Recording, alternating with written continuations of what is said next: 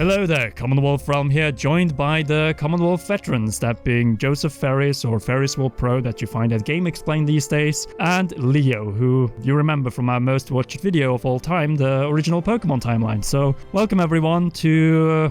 the reason they're being here is that of course 2022 is very likely going to be the new 2017 on the Nintendo Switch. But first of all, Joey, 5 years of the Switch and Breath of the Wild, and also 5 years since the Nintendo Switch presentation, which I guess will not get this time in 2022.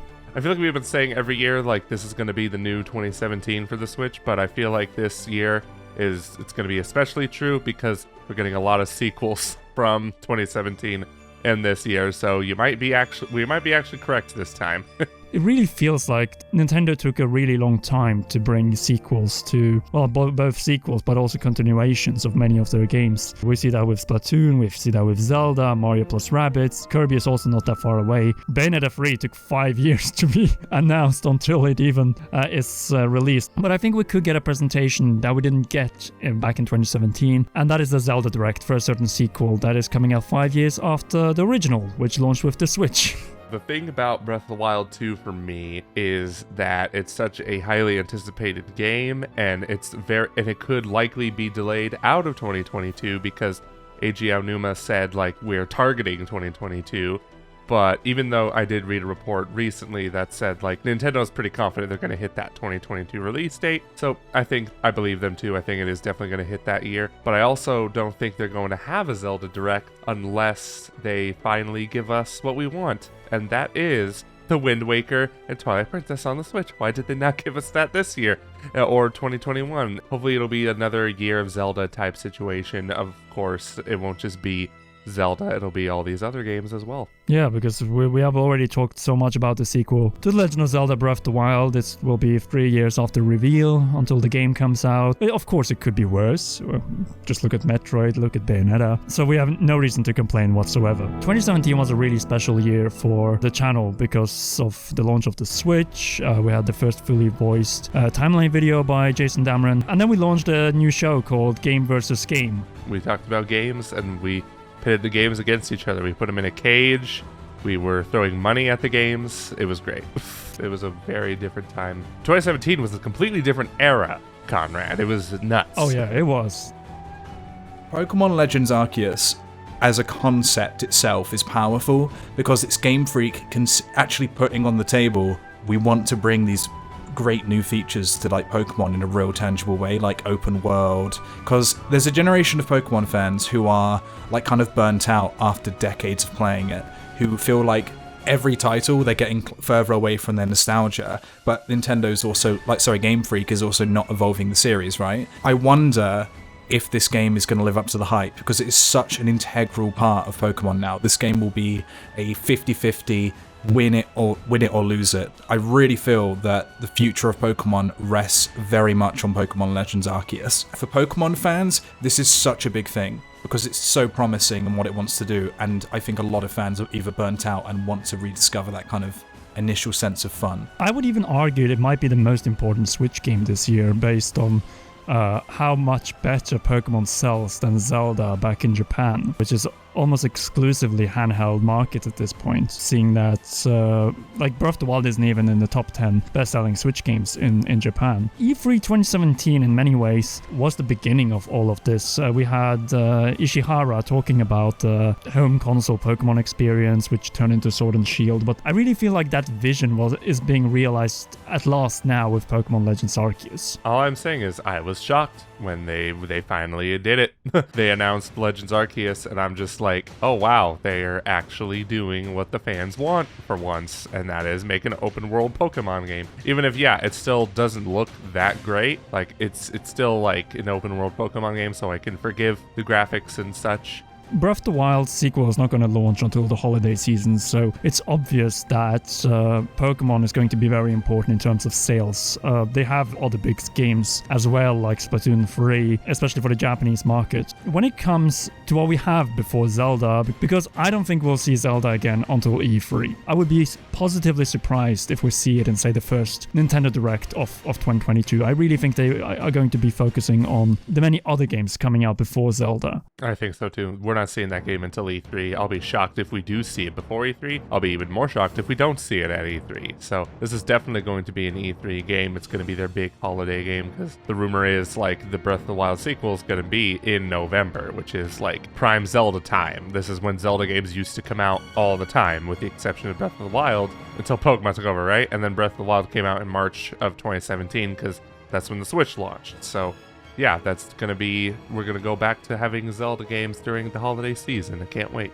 Yeah, that's pretty much where Zelda belongs as well. Sorry, Leo, I just spit facts here because, well, it was kind of holiday season as well in 2017 since we got the second expansion pack with the Game Awards in December that year. A different franchise that really made its comeback 5 years ago during E3 2017, and I think also will be present during E3 2022, that's Metroid. I don't have to remind what happened in that motel room, Joey. Everyone in that motel complex remembers that day because we were so loud because we thought Metroid was dead, and Nintendo said no, it's not Metroid dead, but they also didn't say it was Metroid Dread. That would come 4 years later. Yeah, that was them saying Metroid Prime 4 is coming, it's in development for Nintendo Switch, give us a very, very, very long time.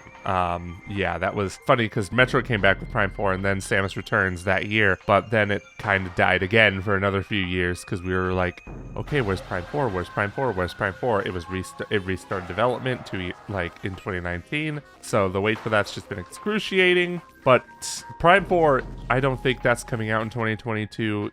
I know you have this in your notes, Conrad, because that's going to be the year we get either the rumored Metroid Prime remake or the Metroid Prime Trilogy HD. I think that's going to be the Metroid focus for this coming year, and that's going to be just fine.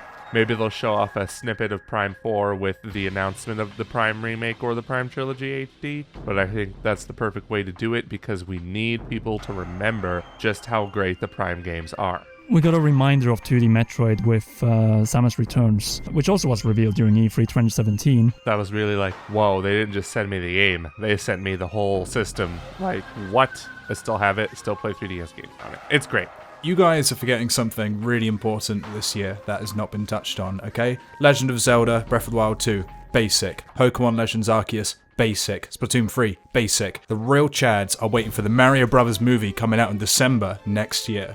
We have Mario plus Rabbids, which was another, well, not really a surprise at E3 2017 since that game leaked out long in advance, but which probably was the most pleasant experience that we thought was never going to be good, but turned out to be one of the best games actually of 2017. And we have the sequels Mario plus Rabbids Sparks of Hope coming out, and Joey, do you think this will be the only Mario game we get next year, or because 2017 had Mario Kart 8 Deluxe and Super Mario Odyssey on top of the Mario plus Rabbids game? I have no freaking idea what their plans are for Mario this coming year. It's interesting because I really felt like we would have had like a Mario Odyssey 2 at this point, but it's been 4 years and there's no sign of that. If anything, that's because maybe the teams is actually working on that rumored Donkey Kong game, and I hope that's a 3D platformer. That would be so fun. So I have no idea. And Mario Rabbids Kingdom Battle came out literally the same year as Mario Odyssey, so anything is possible there. But they could do a movie tie-in. Like, if they made Mario Odyssey 2, it's a big promotion for, like, their movie as well. I think this is going to be a transformative year for Nintendo, not just in terms of the games, but, like I say, the actual company itself is reshaping. The whole tie-in game idea is actually not that dumb when you think about it, because, yes, they could do Super Mario Odyssey 2, but if you do a 3D Mario tie-in game, Mario 3D World plus Bowser's Fury was kind of the testing grounds with the Bowser's Fury portion for what maybe that tie-in game could be, because what Bowser's Fury proved is that you can make a shorter 3D Mario game. It doesn't necessarily have to be Super Mario Odyssey 2, and we all know that Nintendo will be putting their marketing forces into this. In 2017, that was pretty much the last time we had a full booth dedicated to one game, but they did that first time with Breath of the Wild in 2016, which Joey was able to attend, and then the first E3 we attended together in 2017, you had the whole booth being New Donk City from Super Mario Odyssey. So do you think we'll get another themed booth, but this time just for Zelda, or do you think there are just too many games this year for Nintendo to do that again? I would love a Zelda themed booth like they did at E3 2016. That would be amazing. And they could still do multiple games at their booth, but undoubtedly Breath of the Wild 2 would be their big push for E3. It would be their big main focus because it's a game we've all been waiting for so long. And that also kind of makes me realize, like, maybe that's why we're not going to get a 3D Mario unless it's like Mario Odyssey or Mario 3D World DLC, because Breath of the Wild's coming out in November. Like, where else are you going to put a 3D Mario game? And I don't think they would announce a 3D Mario game early in 2022 and then have it come out a few months later. I don't think that's going to happen. They'd want to hype that thing up for a long time, like they did with Mario Odyssey. Like, if with everything, I think they could reveal it at E3, but then it's going to launch in 2023. And I've also been in contention with a bunch of other games when it comes to whether it will launch in 2022 or 2023. Specifically, Xenoblade Chronicles 3, where I have an ongoing bet with Roger Space whether the game will come out this year or in 2023. I think this year is going to be too packed for a Xenoblade game. I think it's going to be next year because there's just so much planned for 2022. And I think a Xenoblade Chronicles game could easily get lost in all the mess. Xenoblade Chronicles 2 came out almost a year after Breath of the Wild 1. So I really feel like they're going to want to spread those two out like as far back as can, because they're going to be theoretically both massive open world experiences.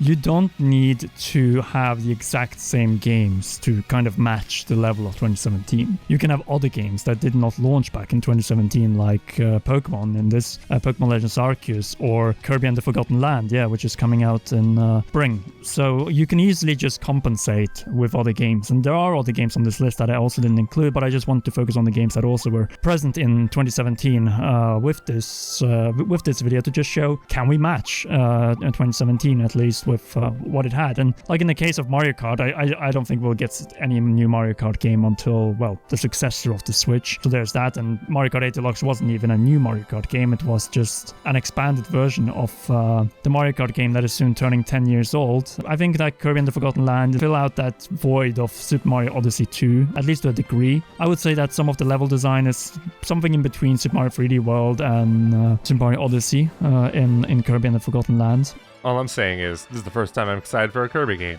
Like, they're just like, thank you for actually changing things up, Nintendo. I'm tired of all these 2D Kirby games. Now I don't care how good they are.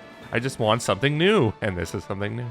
With Kirby Star Allies, it was actually revealed at E3 2017, but it came out 2018. Yeah. So, we can kind of include Kirby there as well. Mario plus Rabbids Sparks of Hope looks like an overall just improvement, evolution of... it might also be a different combat style, too, because if you look at the trailer, and we analyzed the trailer, it probably, it is going to be turn-based, but the way the characters move is completely different. It's not like you're limited to just straight lines around. It's like you can move within a circle now. It's very interesting. That's why I also think Splatoon 3 needs a lot of attention, even though it's already had two presences, first in the February Direct in 2021 and then in the September one. But I think we should have probably one more Splatoon presence in a proper Nintendo Direct for like a summer launch. Splatoon 2 came out 5 years. I think it's going to be exactly 5 years, because Splatoon 2 came out in July 2017. That was a fun time, yeah. And I was shocked because when Splatoon 3 was announced, I was like, oh wow, they're doing another Splatoon game this soon? But then I was like, oh no, it's been 4 years since Splatoon 2. What the heck? It's nuts that it's been this long since Splatoon 2. It makes me realize, oh wow, Splatoon 2 was basically like almost a reskin of Splatoon 1, which was fine because Splatoon 1 was on the Wii U, so not as many people played it as they did on Switch. So it's going to be interesting to see what 5 years of development time will do for Splatoon 3.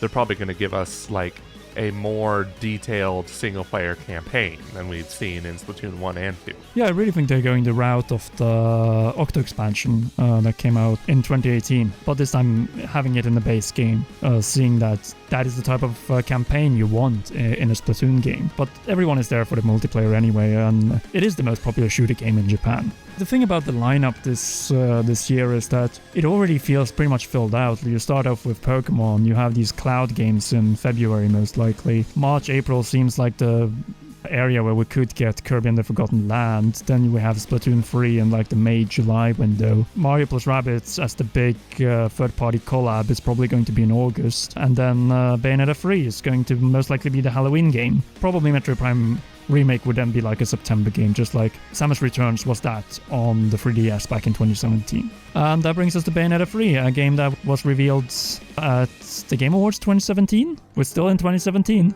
It's finally time, and that game looks so good. Looks like they're taking elements from the canceled Platinum game Scalebound with the giant creatures you can control. That's the giant demons you can finally like control by themselves. It looks really just nuts. And like you said, Conrad, we had a Bayonetta 1 versus 2 game versus game, and the winner was going to take on Bayonetta 3.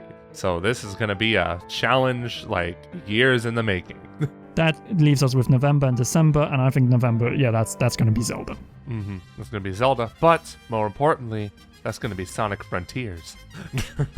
This is like, could be that big step for Sonic. Because he's not been able to find his 3D identity, I would say argue all the way back since the Sonic Adventure games. Sonic has struggled with finding his identity in 3D, and if high-speed open world is the answer, then yeah, go for it, Sonic team. And hopefully, I really hope Sonic Frontiers is going to work. I'm more concerned with the technical aspect of the game on the Switch, because Sonic is like a game you want to play in 60 frames per second, and 60 frames per second plus open world on the Switch. Oh, it's not going to work. I'm telling you right now, expect this game to run at 30 FPS on the Switch. Like, guaranteed. We've talked about how Sonic hasn't found his true identity in 3D yet, but then there's Sonic Generations, and the day levels of Sonic Unleashed, they've gotten it right, and they somehow still mess it up. But since we are in November, like, I think we're gonna get the first Theme Zelda bundle at that point. It's been a long time coming. We got the Zelda Joy-Cons this year in 2021 with the Skyward Sword, Master Sword and Hylian Shield Joy-Cons. And now it's time to get a Pro Controller, because that's the best way to play Zelda. Don't even start arguing with me. 2022 could really be the new 2017. But what do you think in the comment section down below? Be sure to share your opinions. Anyway, thank you so much to Joseph Ferris of Game Explain and Leo for joining. And where can we find you? You can find me at Twitter at FerrisWheelPro. And you can find me again on YouTube at Game Explain. Do I need to explain it to you? Hopefully this year we'll deliver and we'll get all the games that Nintendo has promised, and maybe something more. This is going to be the closest we get to 2017 no matter what. And thank you so much for watching in 2021. We'll see you in 2022 with plenty of timeline videos, game versus game, brutally honest reviews, and so on. Finally, I just want to say Happy New Year and have an absolutely amazing 2022.